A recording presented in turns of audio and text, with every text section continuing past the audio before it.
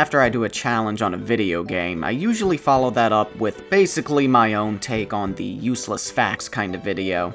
Ultimately, I decided against that this time because there are like 50 billion other videos about the obscure stuff in Pokemon Gold, Silver, and Crystal. I mean, I totally get why there are so many. Those are actually beloved games with a lot of fans, unlike Sonic and the Secret Rings. So to compensate for that, I thought it would be fun to make a Big Yellow inspired video where I talk about some Pokemon sprites from Gold, Silver, and Crystal. Big Yellow made a video where they talked about a handful of Pokemon sprites from Pokemon Red, Blue, and Yellow. And if you haven't seen it yet, please find the time to watch it. It is so much fun. Link for it is in the description. Now, I'm going to tackle my version a little bit differently. Big Yellow was talking about all of the sprites that they thought were legitimately fantastic and incredible.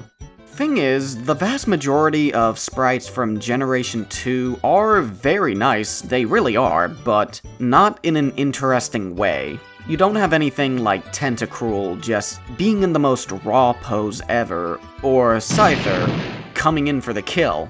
The Gen 2 sprites aren't as dynamic as the Gen 1 sprites, which of course doesn't mean that they're bad, but most of them just end up being perfectly fine and nothing more. But with that being said, there are a handful of them that just appeal to me for one reason or another, whether it's because it looks cool, or I just find it silly, or maybe they did something unique with the Pokemon, or just something about it sticks out. There are actually some neat things about the GSC sprites as a whole. I'm sure most of us are aware that Gold and Silver use different sprites for most of the Pokemon, which is sick as hell, by the way, although I say most of them because a few of them got the short end of the stick. And then Crystal is kinda strange with how it handles its sprites. Of course, they're actually animated. That's incredible, but I was kind of under the impression that Crystal reused one of the two previous sprites to animate, which is not always the case. Sometimes they do exactly that. Sometimes they make adjustments to one of them to better suit its current design. Sometimes the pose is completely different in all three. Sometimes the coloring is the only thing that gets updated. And then there's Ariados, who stays the exact same for all three games. Okay, Crystal does give it like 4 extra pixels in this specific spot, but that's it. I don't know, those are just a bunch of general things that I noticed when looking at all of them. I don't think any other generation makes this many unique sprites for one region. Another thing I'm quite fond of are, strangely enough, a few of the back sprites. Most of them are the standard view from behind that only shows the top half of the body. A couple of them actually do something interesting though, which honestly is a breath of fresh air. For some of the smaller Pokemon, you can see their entire body in the back sprite, which I didn't even know was a thing you could do back then. And I'm not talking about something like Magnemite or Quillfish who can float their whole body into the frame. I'm referring to the ones on the ground, and we can see their whole body. Some good examples are Ditto and Lediba. Eevee and Cleffa also do it, but part of their body gets cut off. I think Togepi and Pichu do it the best, because we can see the whole body and the whole shadow. It's really doing a good job of conveying just how tiny they are. Like, here's Pichu up against an absolute unit like Onix. We don't have anything like this in the 3rd or 4th generation, so seeing this so early in Pokemon's lifespan legitimately blew my mind. Another back sprite I really like is Cubone, and it took me a really long time to figure out why, and I think it's because it might objectively be better than the front sprite. Most of the back sprites are in the same angle where you can only see the top half of the Pokemon's backside. If you're lucky, you can also find an eye and a mouth. Cubone's, for some reason, is made from a side point of view, so it has much more to show off. Like, we can actually see its stomach. It also has the benefit of not only being small, but also being closer to the camera. So not only is most of the body visible, but it also has just as much detail as the front sprite. It might even be more detailed than the front sprite, because we can now see the bumps on its back, and the top of the Bone Club has more to it. It kinda reminds me of how Mawile sprites were handled in the 3rd and 4th generations. Speaking of 3rd generation, did you know most of the back sprites from Gen 3 are just remade Gen 2 back sprites? Like, Cubone is in the same position for the Hoenn games and the Kanto remakes, still showing its belly and holding its club with 2 hands. Mewtwo has a slight update to its face and is showing off more of its body, but still doing the same pose. And Kangaskhan, who's holding her baby in her arms. They did not have to make it like this, but it adds so much charm to Kangaskhan, showing off a bit of her motherly instincts, protecting and comforting her little one. Kangaskhan also has a notable front sprite. Well, notable is probably the wrong word to use. It speaks to me for an incredibly silly reason. The one from Silver is just a neutral pose, like something you would expect from a 3D mainline game. Crystal is fine. She looks a little displeased and disgusted at something on the floor. But the gold one sticks out to me. It's not really motherly, and in fact I wouldn't really describe any of Kangaskhan's front sprites as motherly, but it has slight vibes of something that a mother would do. She looks so delightfully surprised, like she was just offered free samples at Costco and is all like, don't mind if I do. The pose and the facial expression are really doing it for me. That's what I enjoy about a couple of these sprites. They're objectively very good, but also kinda fun if you look at them just right. Haunter is another good example of this. The gold and crystal sprite just has it looking to the side. The silver one is more like Haunter trying to spook the opponent. But I noticed how its hands were positioned, and my brain was like, that is a puppeteer putting on a show. It's just another way I could see that sprite. Muck is another one that I see doing one thing, but my brain interprets that as something completely different. But before we get into that, let me start by praising the sprite in Silver. The posing and the facial expression go so hard. There is not a single ounce of fear in this Pokemon, and it looks so sure of itself, trying to intimidate the opponent before the ability Intimidate was even a thing. I'm also a fan of the deep, toxic shade of purple. It looks very fierce on it, as opposed to the dull, faded lavender it usually has. When comparing it to the gold/crystal sprite, they're basically doing the same thing, reaching out in front of them like they're trying to threaten the foe. Although the gold and crystal one looks a little bit underwhelming, the posing is very tamed, and like the angle they're putting it in is just really boring. But here's where my brain starts moving. I notice the placement of the hand in both of them, and I just see Muck being a DJ dropping sick beats. The gold sprite is them starting off as an amateur, and the silver one is them getting the hang of it. And then if we want to add on to it, the diamond and pearl sprite is them finally getting comfortable with it. I don't know, it's just fun to think about this stuff. Coming up is a bit of a silly one, I'll admit for a very immature reason, Clefairy. In Gold and Crystal, she's almost doing her idol animation from the Stadium games, just a little happy dance. And then the Silver sprite, it looks like they're using metronome on the opponent. That's kinda Clefairy's shtick. Whenever metronome is used, a little animation would play of a hand wiggling its index finger. However, you need to realize that Clef only has 3 fingers, and she's holding up the middle one to perform the move. Also, to me, I'm not sure if anyone else sees it this way, but to me, the right hand looks like it's turned to where the palm is facing Clef. I am undoubtedly misinterpreting this, but from how I'm seeing this, Clefairy looks like she is flipping off her opponent. This is funny to me because my sense of humor is just that stupid. Clefable also has an interesting sprite. This time it's more family friendly. The gold and crystal ones don't have anything going on, they're incredibly neutral. But the silver one, it's a lot more fun. It's not a basic pose you would expect from Clefable or a battle-ready stance. Here, you can visibly see her pointing at the sky and looking up in the air, like she's trying to distract the enemy before sneakily making her move. I don't know why, but I immediately got to thinking of that one command grab Amy has from Sonic the Fighters. I don't really expect something like this from any of the sprites, so it was a nice little surprise. Remember when I said some crystal sprites just recolored one of the previous sprites? Togetic falls into that category, but it's a little more fascinating if you were to look into it. In Gold and Silver, they're actually yellow, instead of normally being white. However, in Crystal, they corrected that to match its current design. This is kind of interesting because depending on which sprite you're looking at, you can interpret this in two different ways. If you're looking at the Gold and Silver ones, Togetic is yellow because it keeps Togepi's color as it evolves, like it outgrew the shell. But in Crystal, where Togetic is white, it's almost like it embraces the egg. I kinda wanna say they did this on purpose, but if you look at Ken Sugimori's artwork, Togetic is drawn white. I don't know if this is a Gen 1 situation where the sprites were made first, and then the artwork came next. I don't know, it's something cool to think about. Another weird case is Houndoom, but before I explain anything, let me show you the Gold and Silver sprites.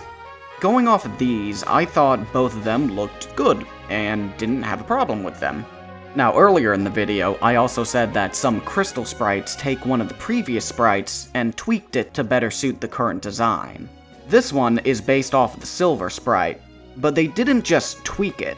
They gave it the glow up of the century. This isn't just slight adjustments, they worked from the ground up to remake the entire thing. The head and horns feel more accurate, there's now claws on the paws, and most notably, the primary color is now black. It is leagues better than the original too. The more I look at golds and silvers, the more Gen 1 coded it feels, if you get what I'm trying to say with that. Now that I have an exceptional sprite to compare it to, I'm noticing the head and the face look more silly, and there's a red hue that dominates the two sprites. I can't believe Houndoom was given such an upgrade, and it's not even doing anything special, it's just standing there, menacingly. This is probably the best sprite Houndoom has ever had. The Hoenn sprite doesn't even come close, the ones from Sinnoh has a really stupid face and weird proportions, and the Heart Gold and Soul Silver sprite is actually not that bad. But there's something about Crystal's proportions, coloring, and pose that feels so much more impactful. Like again, it's not doing anything special, but it's simple, but effective. This next Pokemon is one that very few of us actually think about, and it feels weird saying this, but Pineco's sprites are, to a degree, kind of unsettling. The one from Crystal is looking directly at you, not the Pokemon, at you, specifically you, the player. Then the Silver one is actually looking at the opponent, but with an eerie and ominous color scheme. And then the Gold one combines the two, to give you this terrifying figure staring into your soul. Like Pineco is giving off final boss energy, thinking, "Oh really, you think you can stand a chance against me?" Even though it's a pre-evolution bug type. I can picture a scene where dark clouds are covering the sky, and out comes Pineco, looking down on everything like it's about to curse its victims. I love it because this is all on Pineco, of all things, a forgettable Pokemon who has this raw sprite out of nowhere. Speaking of forgettable, I don't know, what's the general consensus on Phanpy? Anyway, I want to talk about its Silver sprite for a quick minute. Phanpy is leaning forward, lifting its trunk high in the air, letting out a mighty roar. Recordings reveal 4 distinct sounds made by the zoo herds of Asian elephants. A trumpet, a rumble, a roar, and a chirp. Okay, yes, they do, okay. Letting out a mighty roar. You can see the angry look in its eyes as it tries to scare off the opponent. But it doesn't end up working because what comes out is a little toot because it's a little baby. And then when it finally evolves into Donphan, it still has its trunk high in the air, finally making a sound that is loud and proud. I know it's a very simple thing that they're both doing, but that's the thing that I like. They're both doing it. You don't really see little connections like this in a lot of the evolutionary lines, and the ones that do aren't really specific like this. I thought it was really cute what they did here. From one ground type to another, Geodude. Geodude's sprites are hit or miss for me. If it's anything like that one flexing pose, it is boring and dumb and stupid and I hate it. I'm not sure what the Gold and Crystal ones are trying to do. The initial thought that came to me is an old man shaking his fist at some rambunctious kids. Red and Blue is giving you a thumbs up, I actually quite like that very much. And Yellow is a really solid sprite in a very good fighting stance. That would have been my favorite if the silver one didn't exist. Look at how ready they are to fight. They're literally in the middle of throwing hands. The left arm is wound up so far back, about to deck whoever's in front of them. There's also a concentrated look in its eyes, like they're dead set on hitting the opponent. In fact, that facial expression is quite new for Geodude. Most of the time they have that same angry face, but here, I don't know how to describe it. It's focused, confident, maybe cocky. It's got a little, like, kinda smile on its face. Not really, but sort of. This is the most determined I've ever seen this Pokemon, and I love it. Next is a Pokemon that you can't really do a lot with, and that's Slowpoke. The Gold and Crystal sprites are good examples of what I mean. Head is empty, and thoughts are zero. A lot of Slowpoke sprites are kind of doing that same idea, just in slightly different poses. But the one from Silver, this one is living the dream. They have the happiest smile on their face, with the stupidest look in their eyes. And I should have pointed this out first, but it's laying on its back, relaxing. There's not a care in the world. It's a spoiled house pet begging for belly rubs. Look at this beautiful specimen. It is so cute. There was absolutely no reason to put it in that position, but I love that they made it like this. Coming up is another first stage psychic type, Abra. Now, Abra hasn't really been experimental with their sprites. Pretty much all of them sit in basically the same position every time. If only there was a way to spice it up. Now that's what I'm talking about. Abra, who always has its eyes closed, has one eye open. Honestly, I think I'm more impressed about not hearing anyone talk about it. This would go crazy in an actual useless facts video. No, wait, hold up, better yet. A very specific YouTube short that only focuses on Pokemon characters showing their unseen eyes. I don't know if that exists yet, does it? I have nothing else to say, I just thought that'd be a neat thing to show off. Actually, before we get to the final two, here's a quick lightning round of sprites. I don't really have much to say about them, but they grabbed my attention for reasons. Spearow and Silver is actively running towards you like they're about to beat you up. I find the execution more comical than I should. Ladybug and Silver looks like a frog, and I really like it. All of Poliwhirl's sprites speak to me. Gold is squaring up for a fight, and the other two look cute. Yeah, I guess that's how I'll describe it. They look cute to me.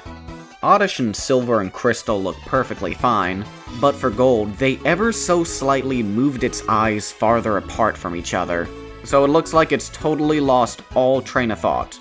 Love it. Grimer and Gold and Crystal wants uppies. Ivysaur and Silver is completely flabbergasted. Meryl just looks very happy in all three versions, but Gold looks the most happy and most precious. This is the only generation where Pidgeot's hairdo stands out, or should I say stands up. They messed up the placement for Weezing's smaller head in Silver. That is strangely a consistent problem in the first three generations. Krabby and Gold looks like they're trying to remember if they left the oven on, and they realize they indeed forgot to turn it off, so they're about 5 seconds away from screaming at the top of their lungs. Also, if you were to swap between a Pokemon's Gold and Silver sprites, they might go together and make a little animation. Not all of them, but some. These were the four that I thought did it the best. Now getting back on track with the big ones, let me start by asking you a question. How would you describe a box art legendary? You may say epic, daunting, perhaps royal or extravagant. You know, as an important Pokemon, they have to make their presence known, right? Of all of them, Lugia is the simplest design-wise. Overall very smooth with next to no sharp edges, with not that much detail either, and it almost looks cuddly and friendly. But Lugia sprites have made it work with its box art status, giving it an imposing pose with a critical facial expression. The Crystal sprite pretty much has it down perfectly. The face is a lot less ferocious than in later generations, but I think it suits it very nicely. The posing also looks very, let's say, supreme. Gold is just a goofier version of the Crystal one. Lugia only has 3 fingers on each hand with bird-like feet for some reason, and the head is a lot dopier, but it still gets the job done. And then there's the Silver Sprite. This is probably the least serious sprite of a box art legendary I've ever had the pleasure of coming across. Like, I can tell they were going for a mid-flapping pose, but it's... I think exaggerated is the word I'm looking for. The body is horizontal with a whole beer gut hanging way down below, and the arms are extended upwards with the hands being higher than the head. You know, if this was for any bird Pokemon, I think it would look fine, but because of Lugia's funky not bird anatomy, it looks really silly. I know I'm kinda ridiculing it, but I genuinely love this sprite because of how fun it is. It might just be my favorite sprite from GSC. I mean, just look at this big ol' smile on its face. It's happy to be here. The whole thing is coming off as playful to me. It looks like a cartoon character doing a belly flop in the pool, or a penguin sliding on its belly. It's so weird because I see Ho-Oh in the same generation, and it looks like it's out for blood in all of them. And then Lugia's over here just enjoying life, being a silly Billy. It looks so fun-loving and nonchalant and approachable, maybe even huggable. Those are the last ways I would describe a box art legendary, and I absolutely adore it. Okay, maybe we could say that about the Paradox Lizards before their power awakens, but I'm mainly referring to the sprites here. And to end this video off, we're taking a look at the very first sprite that stood out to me, and part of the reason why I even got interested in looking at all the Gen 2 sprites. Which, believe it or not, is Sudowoodo. When I was playing Silver for the first time, I poured the water on the strange tree above Goldenrod City. And when it started to attack me, I was introduced to this magnificent moron. My responses that followed were, why did they draw it like that? And why have I not seen any memes on this yet? I can tell they were trying to make it look down at the opponent from where it's standing, but Sudowoodo is over-exaggerating the look down. It's leaning forward a little too much, and that kind of messes up how the face is supposed to look. Like, it's angled so sharply that it kind of doesn't look like it's looking at another Pokemon. It's looking down at a penny it found on the ground. And I love it. I'll also mention the Gold and Crystal one, too. This time, Sudowoodo is actually doing a standard Sudowoodo pose, but the face is slanted with a blank expression, plus I feel like the pelvis is too far forward, which exaggerates the pose. Hang on, let me see what happens if I fix the facial expression. Actually, yeah, that looks a lot more normal. Why do they slant it?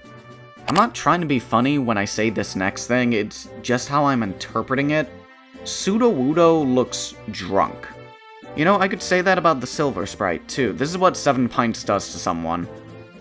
So, yeah. Those were a couple of sprites from GSC, or Gold, Silver, and Crystal, that I thought were interesting enough to talk about. It was incredibly fun making this, but I will most likely never do something like this ever again. Sometimes I like to prove myself wrong, so, I don't know, only time will tell. Thank you for watching as always. Have a good day. What the hell, I'll give it to y'all as a little New Year's gift. So for those who watched the Berserk Gene video, y'all remember the sponsor segment, right? Quote-unquote sponsor segment? The original plan for that was to do an entire performance of me clicking the spoons, and there was a whole choreography that I put together too. So I made a sort of beta version of that, one that isn't really me doing my best, but it just got the point across, and I showed it to a couple of my friends in the original draft of the video, and they all collectively said, it's way too long for a gag, so you got the version that you saw in the actual video. So, here's the little beta version that I made. Just a little heads up, and I do apologize, but I don't have the time or the resources to remake it into something spectacular, because, I'll admit, there are a couple of moments that are a bit sloppy. Hopefully it doesn't come off as too cringy. Here's what it would have looked like.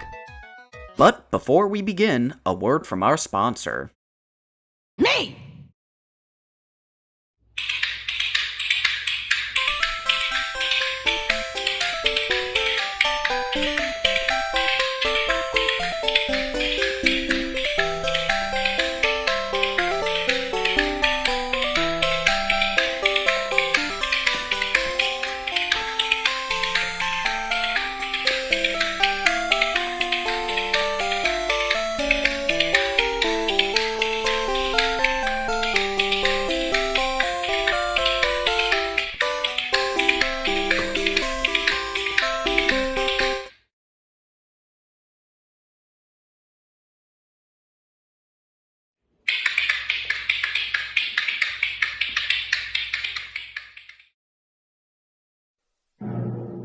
And now, the Patreon supporters, brought to you by Mod.